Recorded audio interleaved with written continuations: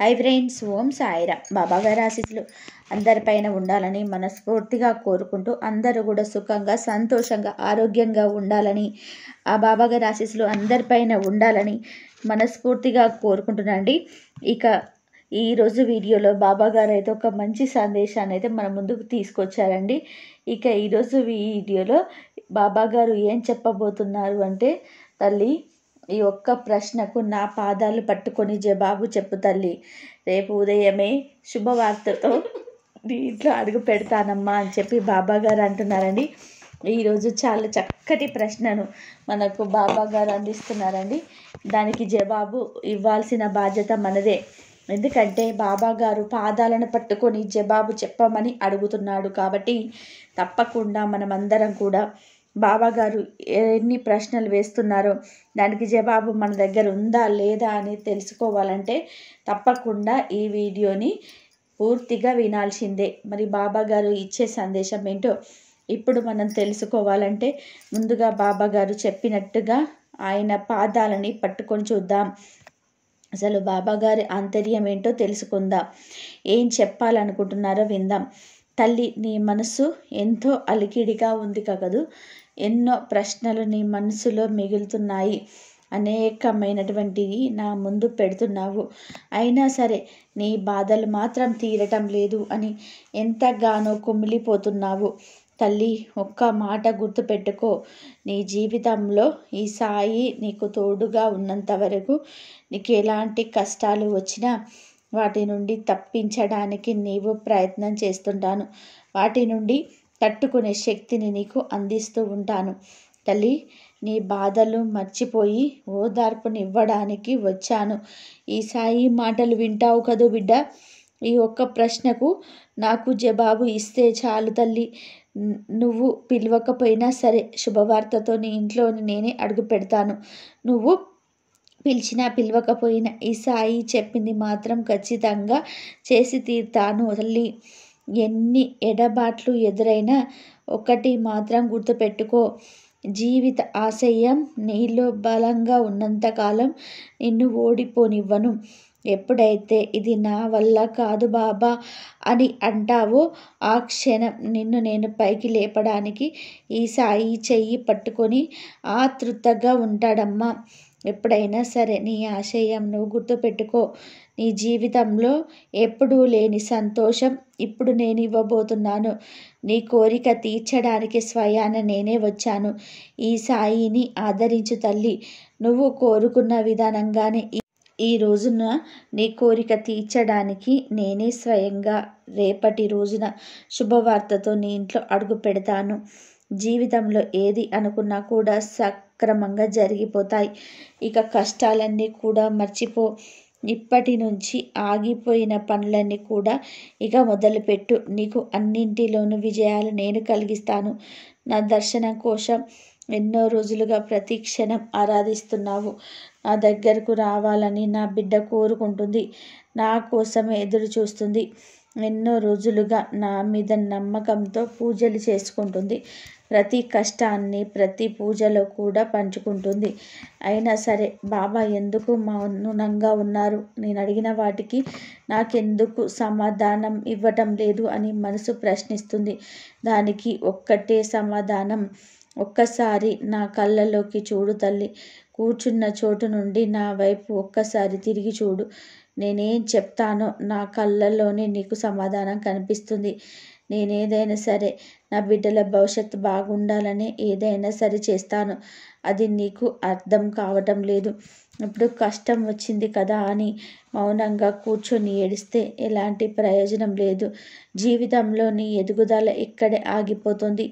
ఎప్పుడైతే నువ్వు నీ కష్టాన్ని ఎదిరించి పోరాడి గెలవగలవో అప్పుడు నీకు నీ గమ్యం అనేది నీకు కనబడుతుంది.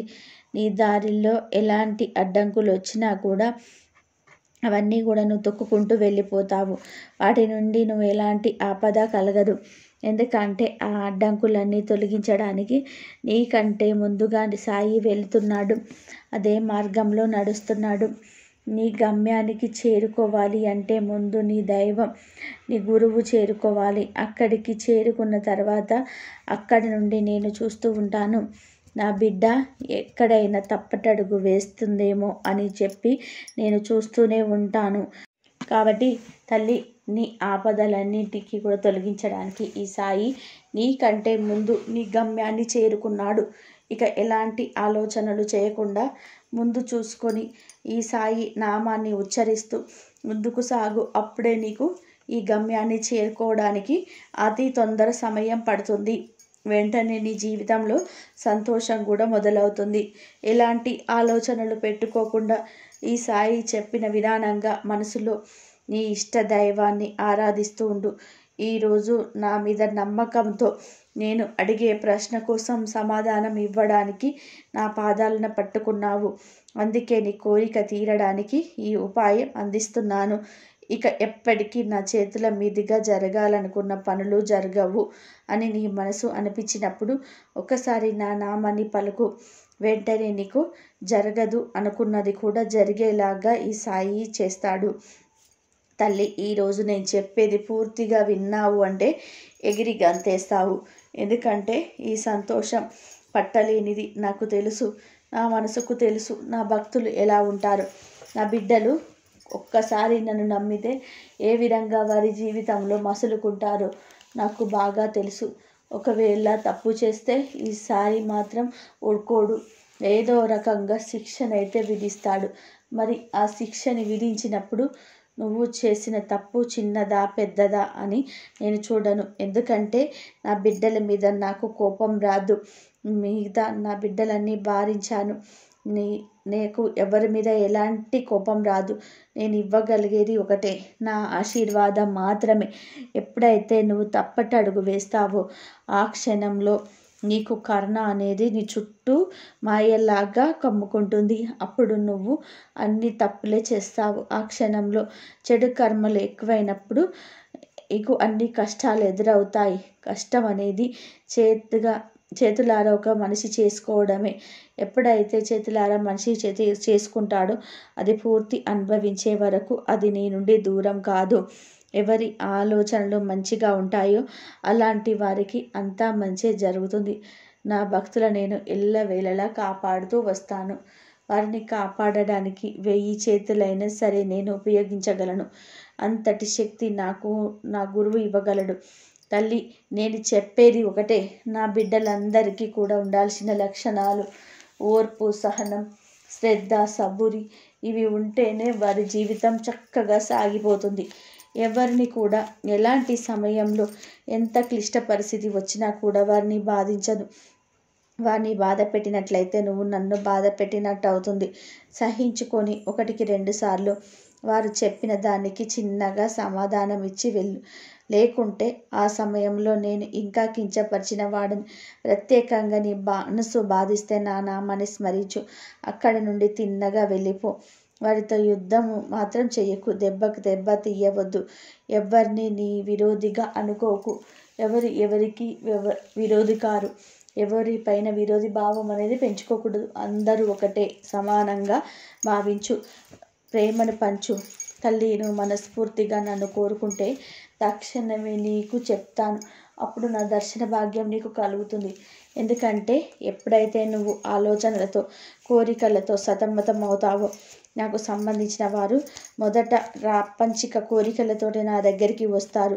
వారి కోరికలు తీరి జీవితంలో సౌఖ్యం అంటే సంతోషం చిక్కాక నన్ను అనుసరించి ఆధ్యాత్మికంగా పురోగతిస్తారు. నిజానికి వారెంత దూరాన ఉన్నా కూడా రకరకాల విషయాలపైన నేనే వాటిని నా దగ్గరికి రప్పించుకుంటాను. ఎవరు వారంతట వారుగా నా దగ్గరికి రారు. తల్లి, నువ్వు చింతించకు. నువ్వు రావాలనుకున్నప్పుడు నేను తప్పకుండా నీ మనసుకు నచ్చిన విధంగానే నేను రప్పించుకోగలుగుతాను. నా దర్శనం కోసం నువ్వు పరితపిస్తున్నావు. అందుకే నీకు సమయం దగ్గర పడింది. నీ జీవితంలో సంతోషం రాబోతుంది. అప్పుడు నువ్వు ఈ బాబాని తలుచుకుంటావు. నువ్వు చెప్పిన విధానంగానే జరిగింది బాబా అంటావు చూడు. భగవంతుడి సర్వాధికారి. ఇతడు ఎవ్వరు కూడా మనల్ని కాపాడేవారు కాదు. ఎందుకంటే భగవంతుడి మాత్రం అంతు చిక్కనిది, సామాన్యం కానిది, మిక్కిలి ఎంతో విలువైనది. కనుక నువ్వు ఎలాంటి క్లిష్ట పరిస్థితిలో ఉన్నా కూడా భగవంతుడి మార్గాన్ని నువ్వు చేరుకోలేవు. తద్వారా నీ జీవితం సుఖంగా సౌఖ్యంగా సాగిపోవాలి అంటే ముక్తి మార్గం ఎంచుకోవాలి. అలాంటి ముక్తి మార్గం నీకు దక్కాలి అంటే నువ్వు ఎంతో నైపుణ్యంతో ఆ దైవ చింతనలో లీనమైపోయి ఉండాలి. అప్పుడే నీకు ఆ దారి దొరుకుతుంది. దేవ అనుగ్రహం ఉండగలిగితేనే, దయ ఉంటేనే నీకు అలాంటి సంఘటనలు నీ జీవితంలో జరుగుతాయి.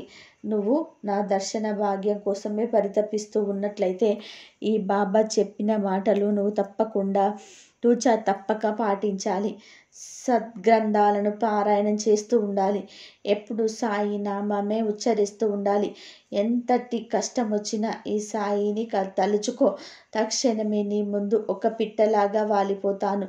గ్రంథాలను అభ్యసించి ఆచరణలో పెట్టగలిగితే నీకు ఈ సాయి నివాసం ఎలా ఉండేదో, ఈ సాయి బ్రతుకు ఎలా ఉండేదో నీకు అర్థమవుతుంది. సాయి లీలలు నువ్వు తెలుసుకో, నీ జీవిత విధానమే మార్చుకో. ఇంకా చెప్పాలి అంటే ఎప్పుడైతే నువ్వు సద్గ్రంథాలు పారాయణం చేస్తారో ఆ సమయంలో నువ్వు నాతోనే ఉన్నట్టు, నాకు సేవలు చేస్తున్నట్టు అనిపిస్తుంది. నువ్వు నా ప్రక్కనే ఉన్నట్టు అనిపిస్తుంది. ఎప్పుడైతే నా బిడ్డలు పారాయణం మొదలు పెడతారో ఆ సమయంలో ఆ పారాయణం పూర్తి అయ్యే వరకు కూడా వారి పక్కనే కూర్చొని ఆలకిస్తాను.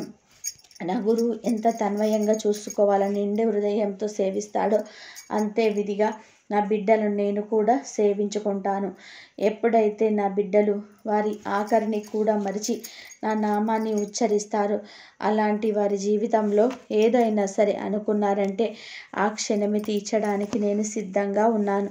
ఎందుకంటే నా బలం లాంటి నా భక్తులు నన్ను నమ్ముకుంటారు. ఏ పని చేసినా కూడా ముందుగా నన్నే తలుచుకుంటారు. కాబట్టి అలాంటి భక్తుల కోసం నేను ఎప్పుడు కూడా ముందంజగా వారి ముందే ఉంటాను. నేను ఎక్కడున్నా సరే నన్ను తలిచినంత నీ చెంత ఉంటాను. గురువు యొక్క కృపా దృష్టి భక్తుడికి అన్నపానీయాలు అన్నదే నిజం. అన్నీ నావే, అందరికీ అన్నీ ఇచ్చేది నేనే. సాయి అన్న నామం ఎంతో తీయగా ఉంటుంది. జ్ఞప్తి అందు ఉంచుకున్నంత మాత్రాన చెడు పలుకుట వలన, వినుట వలన కలుగు పాపములు తొలగిపోతాయి. ఎవరైతే సకల జీవకోటిలో నన్నే చూడగలుగుతారో వారి నాకు ఎంతో ప్రియ భక్తులు. ఇది మాత్రం ప్రతి క్షణం నువ్వు గుర్తుపెట్టుకోవాలి తల్లి. నా దర్శనం కోసం ఎన్నో రోజుల పరితపిస్తున్నాను అని అంటున్నావే, ఇప్పుడు చెప్పు, నీ జీవితంలో నువ్వు ఏది సాధించలేనిది నీకు సాధించేంత శక్తిని ఇవ్వగలిగేది ఈ సాయినే తల్లి. ఇప్పటికైనా సరే నీకు అర్థమైంది అనుకుంటాను. ఒక్క ప్రశ్నకు నా పాదాలను పట్టుకొని జవాబు ఇవ్వమని అడిగాను. అది ఏమిటంటే, నువ్వు ఎంతవరకు శ్రద్ధ సబూరితో ఉన్నావో ఒక్కసారి నీ మనసుకి ప్రశ్న వేసుకో. నీ మనసులో వచ్చే జవాబే నేను పసిగడతాను. అప్పుడు ఆ క్షణం నీ మనసులో వచ్చే సమాధానం ద్వారా నేను రేపు నీ ఇంట శుభవార్తతో అడుగు పెడతాను అని బాబా గారు ఈ సందేశం అందించారండి. ఈ సందేశం నచ్చిన వాళ్ళందరూ కూడా శ్రద్ధ సబూరి అని కామెంట్ చేయండి. అలాగే ఈ వీడియోని అందరికీ అందేలాగా షేర్ చేయండి, లైక్ చేయండి. ఇంకా ఎవరైనా కొత్తగా మన ఛానల్ని చూస్తున్న వాళ్ళు ఉంటే వెంటనే సబ్స్క్రైబ్ చేసుకొని సపోర్ట్ చేయండి ఫ్రెండ్స్. మరొక మంచి వీడియోతో మళ్ళీ కలుసుకుందాం. అంతవరకు సెలవు. సర్వేజన సుఖిన భవంతు. ఓం సాయిరాం. శ్రద్ధ సబూరు అందరూ బాగుండాలి, అందరిలో మనం ఉండాలి. ఓం సాయిరాం.